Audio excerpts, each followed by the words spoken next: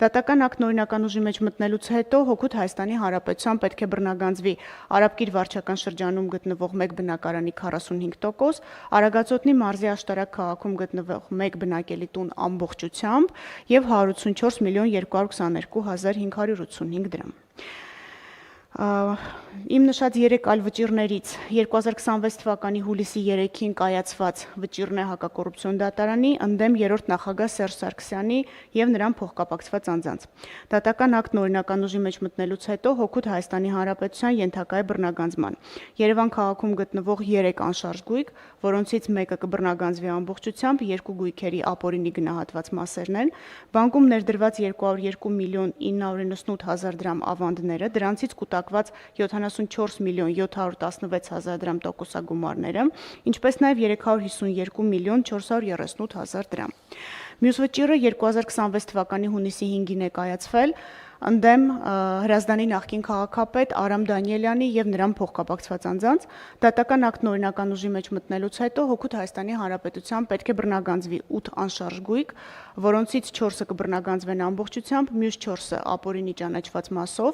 1 իրավաբանական անձում 50% մասնակցություն, 2 տրանսպորտային միջոց, 2 անշարժ գույք և 1 տրանսպորտային միջոցի բռնագանձման անհնարինությամբ պայմանավորված դրանց արժեքը, ինչպես նաև 85 միլիոն 430 հազար դրամ։ Հակակոռուպցիոն դատարանը, բացի այդ, 2026 թվականի ապրիլի 21-ին մեկ այլ վճիռ էր կայացրել, բավարարել էր մեր հայցը ընդդեմ Սերժ Սարգսյանի եղբոր դուստր Անի Սարգսյանի, Անի Լյովայի Սարգսյանի։ Դատական ակտն օրինական ուժի մեջ մտնելուց հետո Հօգուտ Հայաստանի Հանրապետության պետք է բռնագանձվի էլեկտրաէներգիայի արտադրությամբ զբաղվող ընկերության 39341 հատ բաժնետոմս, սա հեկի մասին է խոսքը գնում, 864 հազար ամերիկյան դոլար ավանդ, 10 միլիոն 200 հազար դրամ, 4853 եվրո, 2 միլիոն 643 հազար դրամ։ Նաև 2025 թվականին բավարարված մեկ վճիռ ունենք հոկտեմբերի 10-ին ընդդեմ Ազգային ժողովի նախկին падգամավոր Մանվել Գրիգորյանի ժառանգների և նրան փոխկապակցված անձանց։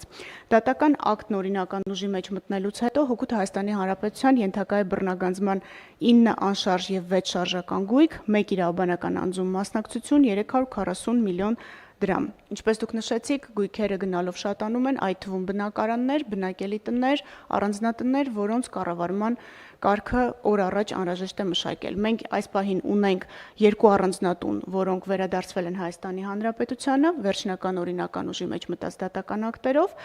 Բացի այդ, մենք ունենք մի շարք հաշտություններ և ընդհանուր առմամբ այս պահին վերադարձված գույքի արժեքը միայն ապօրինի ծագում ունեցող գույքի բռնագանձման գործառույթով 6 միլիարդ 300 միլիոն դրամ է։ Էլի անդրադառնալով այն ուղենիշին, որ սահմանել եք 2026-31 թվերի համար, նշեմ, որ այս պահին միայն ապօրինի ծագում ունեցող գույքով ունենք 172 հայց դատարանում, 2-ը վարույթ ընդունելուն սպասում ենք, մեր ընդհանուր հայցագինը 628 միլիարդ 600 միլիոն դրամ է։ Բացի այս, մենք պահանջում ենք 1486 անշարժ գույք, 371 շարժական գույք, 464 իրավաբանական անձում մասնակցություն, ինչպես նաև դրամական միջոցներ, որոնց ընդհանուր չափը կազմում է 464 միլիարդ 600 միլիոն դրամ։ Այնպես որ սահմանած ուղենիշը կարծում եմ իրատեսական է։ Շնորհակալություն։ Շնորհակալ եմ։ Հարգելի գործընկերներ, այժմ առաջարկում եմ քվեարկության դնել հարց համար 10-ը, ովքեր են դեմ որոշման ընդունմանը, դեմ չկա, որոշումն ընդունված է։ Քննարկում ենք հարց համար 23-ը, խաղային գործունեության կարգավորման օպերատոր սահմանելու մասին հարցը զեկուցող Պետական եկամուտների կոմիտեի նախագահի ժամանակավոր պաշտոնակատար Էդվարդ Հակոբյան, համեցեք բանակ։ Մեծարգո պարոն վարչապետ, կառավարության հարգելի անդամներ, հարգելի գործընկերներ, դեռևս 2024 թվականին խաղային գործունեության կարգավորման մասին օրենքով մի շարք փոփոխություններ էին նախատեսվել, բարեփոխումներ, որոնց թվին է դասվում նոր թվային վերահսկողության գործիքակազմի ներդրումը պետություն մասնավոր համագործակցության տրամաբանության ներքո։ Օրենքից հետո համապատասխան որոշումներ իհարկե ընդունվեցին, որը հիմք ստեղծեց բաց մրցույթ իրականացնելու եւ այդ մրցույթը հայտարարվեց, որին հայտ էին ներկայացել մասնակցել թվով 3 օտարերկրյա կազմակերպություն։ Արդյունքում հաղթող է ճանաչվել Random Systems International Limited ընկերությունը, որն ունի համապատասխան փորձ եւ նույնանման գործառույթ է իրականացնում նաեւ մեր հարևան Վրաստանում, հանդիսանալով խաղային գործունեության կարգավորման օպերատոր։ Հաղթող մասնակցի կողմից ստեղծվել եւ պետական գրանցում է ստացել խաղերի վերլուծության եւ մշտադիտարկման համակարգ սահմանափակ պատասխանատվության ընկերությունը, որին նախագծով առաջարկվում է սահմանել որպես խաղային ոլորտի կարգավորման օպերատոր։ Նշեմ, որ այս մասնավոր գործընկերոջ հետ մեր նպատակն է ստեղծել ժամանակակից, թվայնացված եւ արդյունավետ կարգավորման մեխանիզմ եւ վերահսկողության գործիքակազմ, մասնավորապես 3 ուղղությամբ։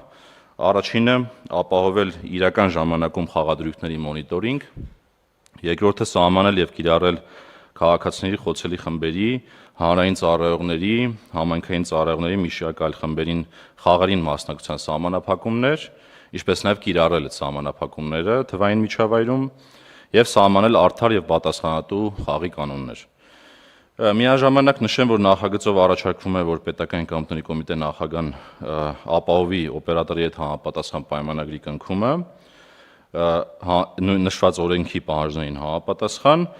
կառավարության կողմից օպերատոր սահմանվելուց հետո 10-օրյա ժամկետում, նշեմ, որ երկարաժամկետ պայմանագիր է նախատեսվում, ինչը մեր ակտերով ֆիքսված էր, խոսքը 15 տարվա պայմանագրի մասին է, ընդ որում նշեմ, որ հաղթող ճանաչված ընկերությունը պարտավոր է այս